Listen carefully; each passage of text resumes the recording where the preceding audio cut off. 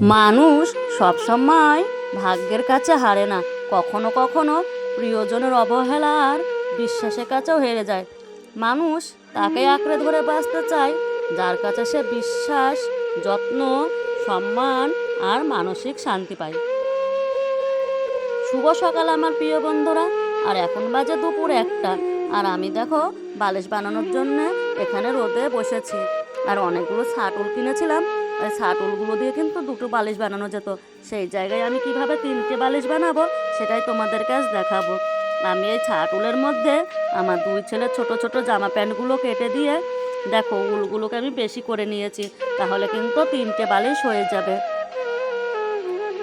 আর আমার যে ঘরের মধ্যে 2টো ব্লাউজের পিস ছিল, সেই পিসগুলোকে কেটে আমি প্রথমে সেলাই করে রেখে দিয়েছিলাম। আর এর ভেতরে কিন্তু আমি শাটুলগুলোকে ভরে নিয়েছি, তারপরে মুখটা ভালো করে সেলাই করে দিয়েছি। আর 2টো বালিশ আমার এদিকে বানানো হয়ে গিয়েছে।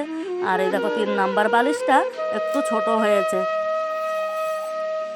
তারপরে দেখো এদিকে আমি ঝোর পরিষ্কার করতে এসেছি এখানে আড়া বানাবো বলে, কারণ আমাদের জামা কাপড় মেলার আড়া নেই।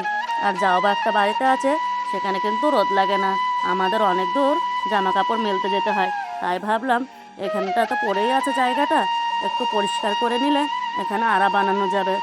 এটা কিন্তু পরের জায়গা, তাই ভাবলাম একটু পরিষ্কার করে নিই। আর ওই পাশে যে কচু গাছগুলো আছে, ওই কচু কিন্তু আমরা রান্না করে খাই, একটু কিন্তু গলা চুলকায় না। আর এখানে যখন বর্ষাকাল আসে তখন কিন্তু এই ঝোড়গুলো মানুষজন কিচ্ছু দেখা যায় না, অনেক ঝোড় থাকে। আর এখন শীতকাল তো ঝোড়গুলো অনেক পরিষ্কার হয়ে গিয়েছে। বন্ধুরা, তোমাদের যদি আমার ভিডিওগুলো একটু ভালো লাগে আমার পাশে থেকো, আর আমাকে সাপোর্ট করার জন্য তোমাদেরকে অসংখ্য ধন্যবাদ। এইভাবেই আমার পাশে থেকো। দেখো চারিদিকটা আমি ভালো করে ঝাড় দিয়ে পরিষ্কার করে নিলাম। তারপরে একটা শাবল নিয়ে এসে 2 সাইডে আমি গর্ত করে নিচ্ছি। প্রথমে এই সাইডে গর্ত করে নেবো, তারপরে ওই দিকের সাইডটাতে গর্ত করে নেবো, তাহলে কিন্তু আমার আড়া বানানো হয়ে যাবে। যে আড়াটা বাড়িতে আছে সেই আড়াটা খুলে নিয়ে সেখানে আমি বসিয়ে দেবো। আর মাটিটা এত শক্ত, গর্ত করতে কিন্তু আমার খুবই কষ্ট লাগছিল।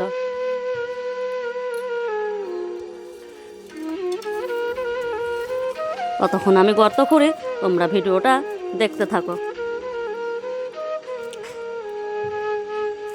ওই সাইডে গর্তটা খোঁড়া হয়ে গিয়েছে, এরপর দেখো আমি এই সাইডে গর্তটা খুঁড়ে নিচ্ছি।